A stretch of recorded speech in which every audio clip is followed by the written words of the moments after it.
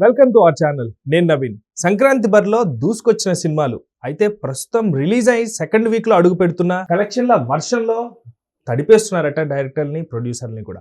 So ఆ సినిమాలు ఏంటి, అంత కలెక్షన్ని రాబడుతున్న ఆ సినిమా స్పెషాలిటీస్ ఏంటి, ఈ రోజు వరకు రావడానికి కారణాలు ఏంటి అని మనతో మాట్లాడడానికి సినీ అనలిస్ట్ శ్రవణ్ గారు ఉన్నారు. సార్తో మాట్లాడదాం. నమస్తే అండి. నమస్తే అండి. సంక్రాంతి అయిపోయినా సెకండ్ వీక్లోకి అడుగు పెడుతున్నా కూడా టాప్ చూసుకుంటే కొన్ని సినిమాలు ఇంకా ప్రస్తుతానికి కూడా సక్సెస్ఫుల్గా కాసులు వర్షం కురిపిస్తుందట డైరెక్టర్లకి, ప్రొడ్యూసర్లకి కూడా. సో ఆ సినిమా ఏంటండి, ఎందుకు అంత ప్రత్యేకంగా సెకండ్ వీక్లో కూడా అంత కలెక్షన్స్ రాబడ్డానికి కారణం ఏంటి? సంక్రాంతి బరిలోకి మనకు తెలిసిందే 4 చిత్రాలు పెద్దగా వచ్చాయి. దాంట్లో అందరికీ తెలిసిన విషయమే మనశంకర వరప్రసాద్ గారు అనిల్ రావుపూడి దర్శకత్వంలో చిరంజీవి గారు నటించిన దాంట్లో స్పెషల్ స్ట్రాంగ్ రోల్ చేసినటువంటి వెంకటేష్ గారు, సో నయనతార మెయిన్ క్యారెక్టర్ చేసినటువంటి ఆ చిత్రం సంక్రాంతి బరిలో గెలిచి రంకెలేస్తూ ఉంది, పరిగెడతా ఉంది, రేసు గుర్రంలా పరిగెడతా ఉంది. చిరంజీవి గారి రికార్డ్స్ని బ్రేక్ చేస్తూ, ఆల్రెడీ ఉన్నటువంటి రికార్డ్స్ని బ్రేక్ చేస్తూ వెళ్తుంది. ఆ తర్వాత భరత మహాశయులకు విజ్ఞప్తి అని చెప్పి రవితేజ గారి చిత్రం. ఆ తర్వాత వచ్చిన అనగనగా ఒకరోజు నవీన్ పొలిశెట్టి. ఆ తర్వాత వచ్చిన నారీ నారీ మురారి మన శర్వానంద్ చిత్రం. లక్కీలు ఏంటంటే ఈ 4 చిత్రాలు కూడా పాజిటివ్ టాక్ తీసుకుంది, అన్నీ కూడా బాగున్నాయని పేరు తెచ్చుకుంది. సో ఇవన్నీ కూడా సక్సెస్ అయిన చెప్పాలి. బట్ ఇవి చిన్న చిత్రాలు కాస్త కొంచెం ఒక 1 వీక్ 2 వీక్ ఆడడం గొప్పగా ఉంటుంది. కానీ చిరంజీవి గారి చిత్రం కాబట్టి అది బ్లాక్ బస్టర్ కాబట్టి 2వ వారంలో మంచి కలెక్షన్లు ఇస్తూ ఆల్రెడీ మొదటి వారాన్ని ముగించేదానికే 400 కోట్ల వరకు వసూలు చేసిందని కూడా మనం విన్నాం. వాళ్ళు కూడా అఫీషియల్గా ప్రకటించడం జరిగింది. సో చిరంజీవి గారు కెరియర్లో బిగ్గెస్ట్ హిట్ అని, సంక్రాంతిలో బిగ్గెస్ట్ కలెక్షన్స్ అని. సో మొత్తం మీద అయితే చిరంజీవి గారి చిత్రం మనశంకర వరప్రసాద్ రేసులో ముందుంది. సంక్రాంతి బరిలో గెలిచి స్పీడ్గా వెళ్తూ ఉంది. ఆ తర్వాత అనగనగా రోజు, ఆ తర్వాత వచ్చినటువంటి భర్త మహాశయులకు విజ్ఞప్తి, ఆ తర్వాత వచ్చిన నారీ నారీ వాళ్ళు కూడా పర్లేదు అనిపించి కూడా కలెక్షన్లు అయితే రికార్డులో ఉంది. ఈ సంవత్సరం 2026 సంక్రాంతి గెలిచింది ఎవరు అంటే చిరంజీవి గారు అని చెప్పొచ్చు. సో అనిల్ రావుపూడి గారి డైరెక్షన్లో చిరంజీవి గారిని చూపించడంలో అద్భుతంగా ఆయన ఏదైతే మైండ్లో అనుకున్నారో స్క్రీన్ పైన ప్రేక్షకులు కూడా అదే కనెక్ట్ అయ్యేలాగా తీశారనేది ఒక ప్రశంస అయితే.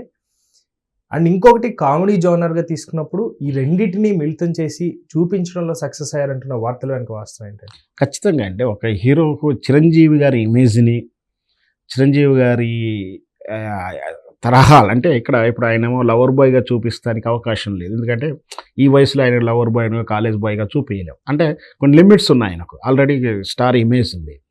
సో అట్లాంటి హీరోని అనిల్ రావుపూడి గారు ఫ్యామిలీ డ్రామాలు వెరికిచ్చేసి దాంట్లో కామెడీ టచ్ చేయాలనుకోవడం అంటే ఇవన్నీ కూడా కత్తిమీద సామని చెప్పాలి. పైగా బ్యాలెన్స్ దాటితే అక్కడ మళ్ళీ వెంకటేష్ గారితో మళ్ళీ ఈక్వేషన్లో ఆయన ఇమేజ్కి కానీ ప్రయారిటీ తగ్గకుండా ఆయనకు బిల్డప్లు ఇవ్వాలి.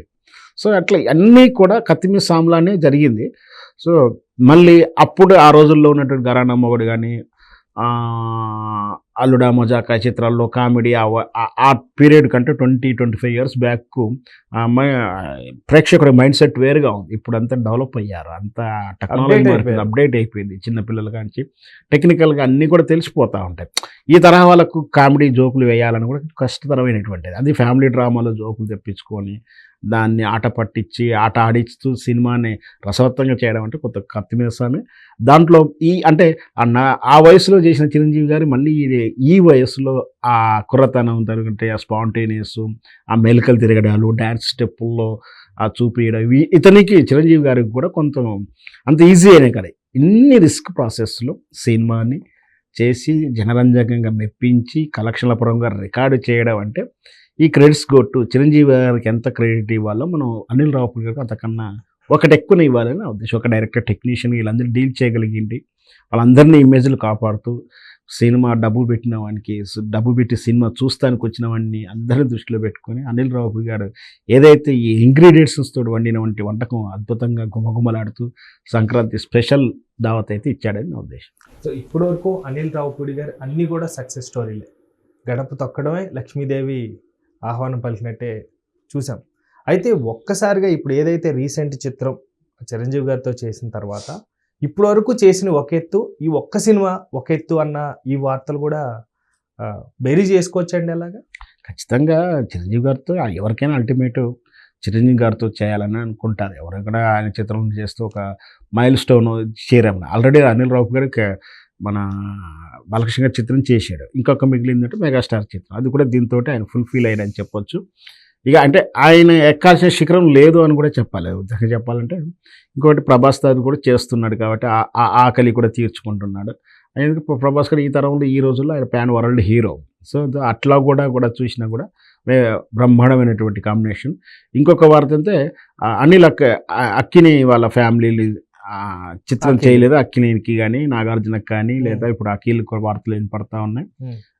లేదా నాగ చైతన్యకి కానీ ఎవరికి చేసినా కూడా ఆశ్చర్యపడక్కర్లేదు. చేస్తాడేనా నేను అనుకుంటున్న భవిష్యత్తులో. సూపర్ సక్సెస్ కొట్టిన తర్వాత అనిల్ రావుపూడి గారికి ప్రెజర్ ఎక్కువ అయ్యి ఇప్పుడు యాక్చువల్గా ఒక డైరెక్టర్ ఎన్నుకోవాలి, ఈ కథకి ఈ హీరో నచ్చుతాడు లేకపోతే ఒక హీరోయిన్ ఇలా ఉంటే బాగుంటుంది అన్న ఈ కోణంలోంచి అనిల్ రావుపూడి గారి దగ్గరికే ఫైల్స్ రావటం, అది కూడా కొన్ని పేర్లు చెప్పను, కొన్ని పెద్ద పెద్ద కాంపౌండ్ నుంచి మా అబ్బాయితో సినిమా ఎప్పుడు చేస్తున్నావు, లేకపోతే నెక్స్ట్ స్టోరీ ఏంటి ప్లాన్ చేస్తున్నావు, సాయంకాలం డిన్నర్కి రా, ఈ ఇన్విటేషన్స్ ఎక్కువైపోయినాయి అంటే ఎంతవరకు వాస్తవమా లేకపోతే ఇది కూడా రూమరేనా? ఖచ్చితంగా ఎక్కడైనా సరే సక్సెస్కి నీకు విలువ పెరుగుతుంది అంటే కాకపడుతున్నారా? అదే అండి, సక్సెస్కి ఎప్పుడైనా విలువ ఉంటుంది. ఆ విలువ గౌరవం పెరుగుతుంది. దాంతోపాటు లేని కొత్త సమస్యలు తెస్తుంటుంది. పొగడ్తలు వస్తుంటాయి. దీపం ఉన్నప్పుడు ఇల్లు చక్కబెట్టుకోవాలనుకుంటారు. సో అవన్నీ సహజమే. సినిమా ఇండస్ట్రీలో ఒక హిట్ కాగానే ఆటోమేటిక్గా అందరూ ఆయన వెంటబడడం, అంటే హీరోకి అవకాశాలు ఇవ్వండి, డైరెక్టర్ అయితే డైరెక్టర్, మ్యూజిక్ అయితే మ్యూజిక్, అందరి మీద ఎట్లాంటి ప్రయత్నాలు చేయడం. ఆల్రెడీ కొంచెం సక్సెస్ కోసం ఆకలితో ఉన్నటువంటి సినిమా నటులు మళ్ళీ ఈ డైరెక్టర్ అయితే నాకు సినిమాకి మంచి ఊపిరి వస్తుంది అనుకోవడాలు, అట్లాంటి ఆఫర్లు వస్తుంటాయి. తప్పేం లేదు. మంచి కాంబినేషన్, మంచి స్టోరీ అయితే అందరికీ చేస్తాడని మనం భావించాలి. తెలుగు ఇండస్ట్రీలో ఒక్కసారిగా గుర్తు తెచ్చుకుంటే హీరోలు ఎవరైనా ఉన్నారంటే 4 స్తంభాలుగా కనిపించేది బాలకృష్ణ గారు, చిరంజీవి గారు, నాగార్జున గారు, వెంకటేష్ గారు. ఈ 4 కూడా. అయితే ప్రస్తుతం వీళ్ళందరూ సినిమాలు కూడా కుమారులు వచ్చినా కూతుర్లు వచ్చినా డైరెక్షన్ తీసుకుంటున్నా సూపర్ సక్సెస్గా ఇంకా ముందుకు పోతున్నారు. కానీ ఎందుకో ఒక పక్క నుంచి చెవులో గుసగుస అన్నట్టు కొడుకులకి అన్ని హిట్లు రావట్లేదు, రావడంలో కొంచెం జాప్యం జరుగుతున్నాయా, కేవలం తండ్రులు ఇచ్చే పోటీని తట్టుకోలేక కొడుకులు సైలెంట్ అయిపోతున్నారు? అట్లేం లేదు. మీరు చెప్పిన దాంట్లో బాలకృష్ణ గారి వారసులు ఇంకా రాలేదు, వెంకటేష్ గారి వారసులు ఇంకా నిలబడలేదు. ఎట్టొచ్చి నాగార్జున గారు, చిరంజీవి గారి వారసులు. నాగార్జున గారి వారసుల్లో అఖిల్కు కొంచెం సక్సెస్ తక్కువ, నాగ చైతన్య మంచి సినిమాలు ఇచ్చాడు.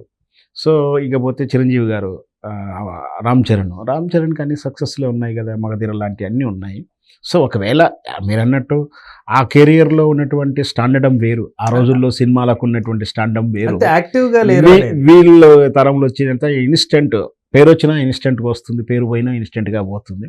ఒక సినిమా పోయేసరికి సమాసం బెల్లుల్లో గాలి తీసినట్టుగా అవుతుంటాయి.